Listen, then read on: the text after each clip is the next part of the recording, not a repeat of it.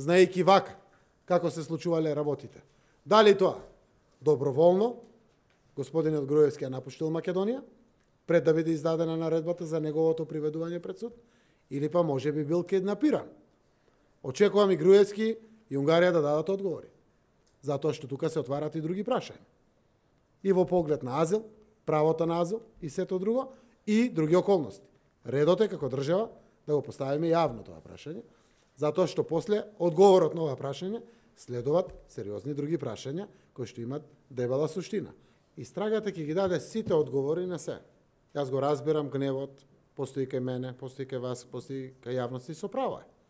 Кога некој кој што цело време велеше дека е подготвен се за Македонија и доди во затвор, на кукавички начин бега од државата, гневот е голем и со право е. Но секако тој гнев заслужува одговори. Одговорите ќе ги добиете до крај. И реков, ако има некаде одговорност, таа одговорност ќе биде понесена. Јас знам кога Министерството за внатрешни работи доби наредба. 16 часот во понеделникот. Веднаш почна со наредбата за приведување да постапуваат и знаете, ги видовте и во Скопје и на други локации секаде. Истовремено знам дека тоа што е законски дозволиво е превземено од страна на Министерството за внатрешни работи 4 недели пред да се случи бегството на Груевски.